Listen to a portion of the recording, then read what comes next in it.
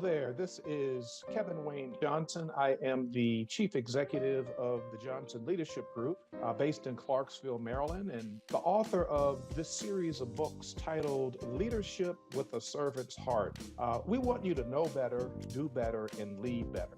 In this world, our leaders are not delivering what the employees are looking for. And great leaders are those men and women who are able to align their subject matter expertise with their heart, being compassionate and being empathetic, and also valuing, caring, respecting, and honoring those that we are responsible for in terms of development and coaching and mentoring. So Leadership with a Servant's Heart will help you to get there. Get your copy today everywhere that books are sold. Kevin Wayne Johnson. See you soon.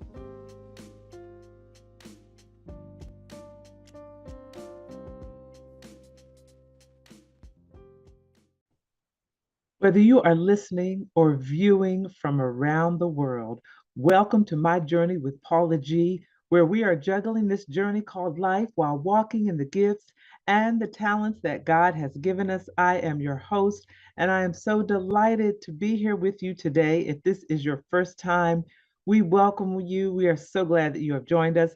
And if you are a returning listener or viewer, we thank you so much for continuing the journey. I always tell you all each and every episode that time is precious. It is the one thing that you cannot get back. So for you to think it not robbery to spend this time with us is truly, truly appreciated. And we keep that in mind as we plan each and every episode. We also want to thank those who are embracing the journey through their underwriting support, and that would be our underwriters. Without our underwriters, we would not have the opportunity to provide this platform. So we are so grateful for each and every one of them, and we thank them so very much. And if you have a business, if you have a product, a service that you are looking to engage an audience or increase your audience exposure, you can reach out to us at jerryvoicelive@gmail.com or paula@paulagvoice.com. Put underwriting opportunities in the subject line, and we'll be sure to follow up with you. Also, make sure y'all do the right thing. Like, share, subscribe. Paula G Voice across all social media platforms, as well as my website, paulagvoice.com, and engage and reach out to us on those platforms as well. I also want to give Jerry Voice Live a shout out, Positive Power 21 Christian Media and Channel, and the Weekend Channel TV. Positive Power has grown so much, and this show has been on the Positive Power platform for several years, and we're continuing to grow and to do what God is instructing us and directing us and showing us what to do. And we've now expanded to the Weekend Channel, where you can see a lot of the episodes that are on Positive Power on the Weekend Channel. So make sure that you tune in, check it out, Jerry Voice Live, the Weekend Channel, Positive Power Christian Media. We thank them as well. Well, I wanted to talk with you a little bit today. You know, the theme of this show is juggling this journey called life while we're walking in our gifts and our talents that God has given us. And because of that theme, that mission, that motto, it gives us the flexibility on this show to do things a bit differently. Our format, as you notice, sometimes may not necessarily be the same format or may not necessarily be consistent from episode to episode. That's because life is not consistent.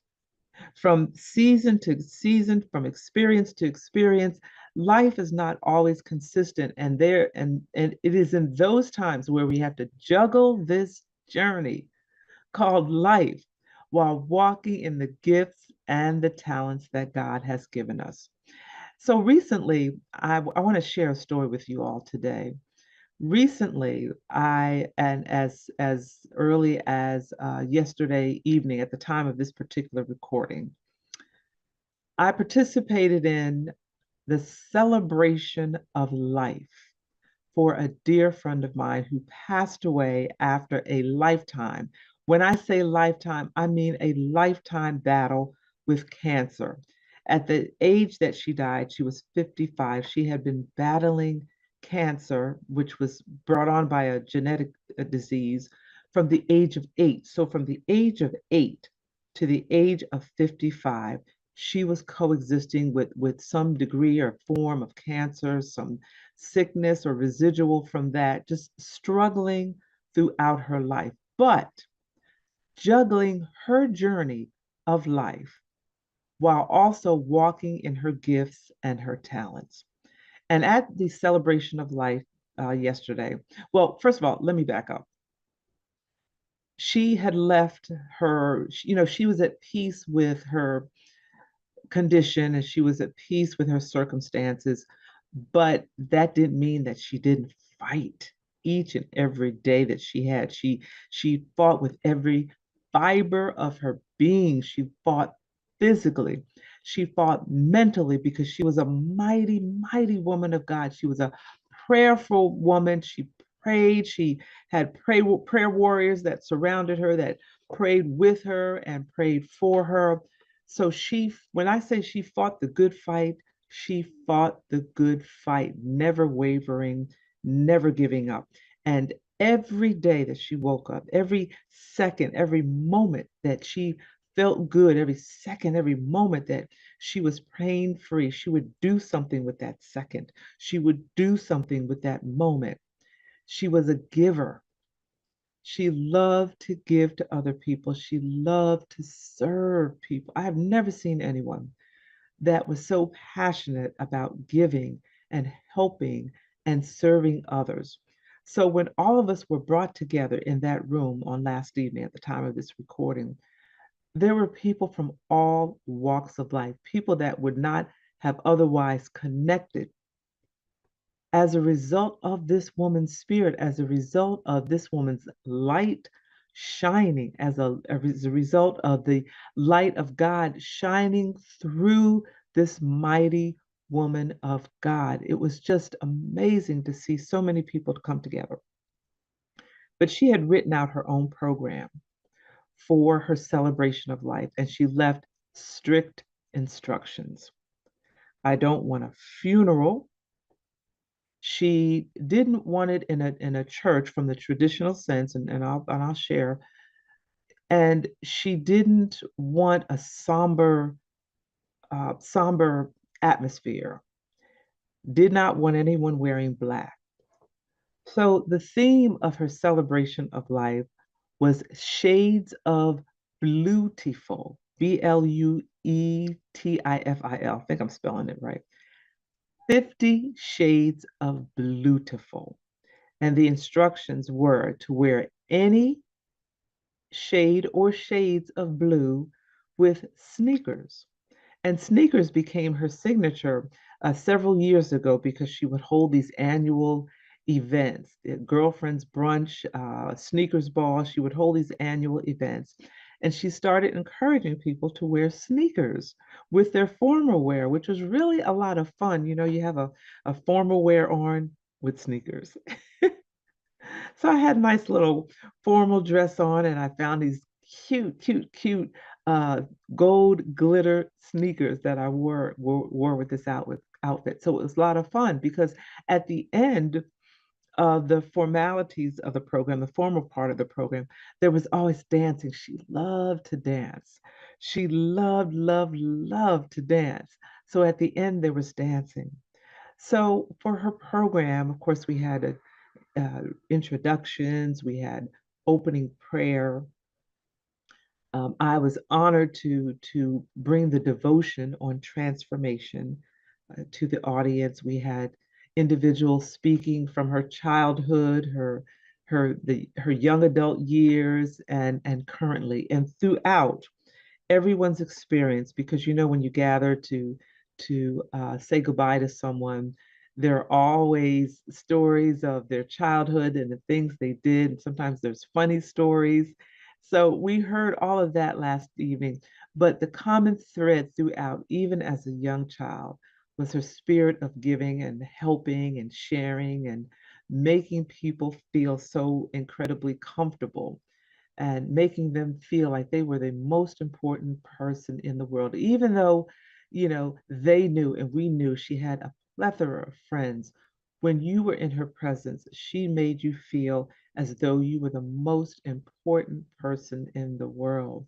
So it was a beautiful experience yesterday of the homegoing. Traditionally, we would call it a homegoing or a funeral, but she called it her celebration of life.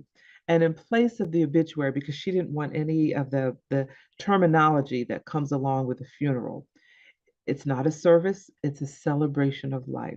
It's not a funeral, it's a celebration of life. It's not an obituary, it's reflections, a celebration of life. And I thought that was just a wonderful, wonderful concept. And it got me to thinking I might have to go back and revisit my own final wishes because the atmosphere was that of joy. Yes, there were moments of tears, and we went through, a kind of a roller coaster of emotions. One of the poets that was there, she said, it's like we went through the whole cycle all in that same night. We laughed, we cried, we couldn't believe that it happened. We thought about the different things that we could have done. We thought about the impact that she had in our lives. And that speaks to, sometimes we hear about that dash between your dates, between the date that you were born and the date that you have passed away, that dash. What have you done during that time of that dash in between? We're going to take a break. And when we come back, I'm going to share with you as to what she did with that dash in between and what she has charged all of us to do, which is why I'm sharing with you because she's such a people person. And even though you all don't even know who she is, her spirit lives on, the spirit of giving and sharing and encouraging people to live life to the fullest. So when we come back from the break, we're going to talk about her motto of live, believe, and dream and what that means. This is My Journey with Paula G. I'm your host, Paula G. Stay tuned and we'll be back in a few moments.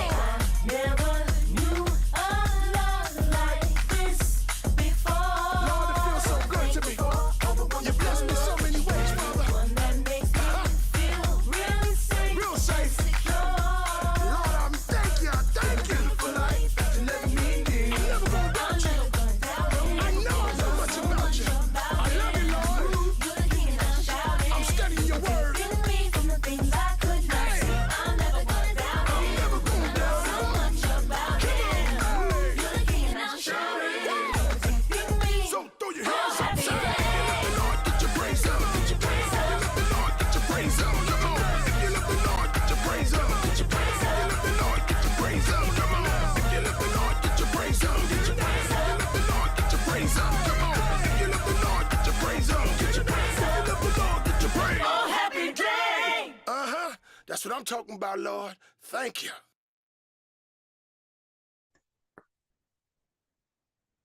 And welcome back to My Journey with Paula G. I am your host, Paula G. We're so glad that you have continued to join us. And if you are just joining us, we appreciate you tuning in.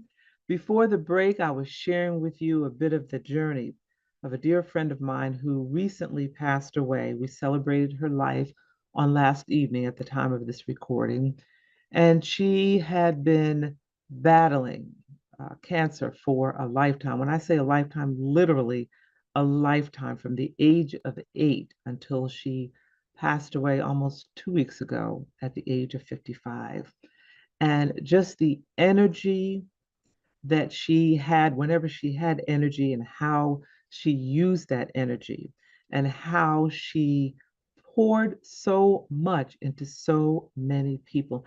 And this really speaks to, as well, being men of God, being women of God, how we must, and after going through this experience, it really brought to the surface more of how we interact with people, how we make people feel, in turn, can determine how they feel about themselves, how they feel about others, and how they interact with others. When you can have one person who shines such a bright light, has a beautiful, giving, passionate, compassionate, caring spirit, and can leave an impact on so many different people and their lives. When you can bring people together under one roof, people who otherwise probably would never even consider communicating with each other, but do so out of their united love for that one person. There were several of us that came together to execute basically what she had already written out. When I say she had already written out her own program as to what she wanted it to look like, down to the detail, our task was to execute that. Our task was to execute that. She loved butterflies, and at the end of the celebration, we had a bit of a butterfly release. But she lived by her own motto, her own brand. She was a poet, motivational speaker, a consultant, and she lived by her own brand, which was to live, believe, and dream. And I want to share this with you today because this is my way of honoring her and making sure that her spirit lives on. Live. I watched her because I was one of the many people who came to her aid when she needed someone to take her to the doctor. She needed someone to take her to chemo, radiation. She needed someone to stay with her overnight, to fix her meals, to do her laundry, to help her with her personal needs when she wasn't able to do it herself, to run errands for her. Every moment that she felt some degree of energy or good, she utilized that moment. She would get up and cook for her husband, cook a meal for her husband, cook a meal for friends. She would make something for someone. She would make phone calls and call them to check on them to see how they were. She would ask someone to come pick her up, to maybe go to a department store or a grocery store to purchase something for her to make or give to someone else, or make or give to her husband. So every moment that she was physically able, she lived. And I remember her saying, I want to live. Not thy will, not my will, but thy will be done, Lord. My will, my desire is to live. Yet not my will, just like Jesus said, yet not my will. Lord, Jesus said, Lord, take this cup from me.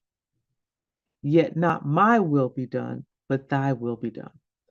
And Evelyn was the same way. Lord, I want to live, yet according to your will. And he granted her that prayer to live for the number of years that she lived. And he gave her the opportunity and opened doors of opportunity for her to do so many of the things that she had desired to do, to live out so many of these things. You know, we hear about the bucket list. You know, there's all these things on our bucket list we want to check off. Evelyn went through, and that was her name, was Evelyn, went through her bucket list and did most, if not all, of the things that she desired to do. I remember one time she had called and she wanted to go up to a farm that's here in the Atlanta area. And you know, you can go to the farm and you can pick berries or pick apples, you can pick flowers. There's a maze, you go through the cornfield maze. There's this little piglet race, which is hilarious. If you are ever in a sad mood, a bad mood, or what have you, you need to go to one of these farms and watch a little piglet race. It's the funniest thing. But we laughed, we had a good time, you know, we ate, she was still able to kind of move around physically. We went down one of those long slides on the burlap sack like two little girls, just having a glorious, glorious time. There are other days when she felt well. We went shopping because she loved to get things and decorate her home. So she lived her life, and then believed. She believed in herself. She believed her first love was poetry, and she believed that those things that she desired to do, that she could do and achieve, and she did, and she would share with each and every person that came along. And I'm sharing with you, if you believe in yourself, you believe in what it is that you desire to do, you can do anything you put your mind to. You know, I always close the show with the greatest conversation you will ever have is the one that takes place in between your ears. What are you speaking to yourself? Is God a part of that conversation? And are you listening to his still small voice? Because if he said it was so, it will be so. And you have to trust and believe that it will occur, because if you don't believe in yourself, you cannot expect anyone else to believe in you. You must believe, and then dream.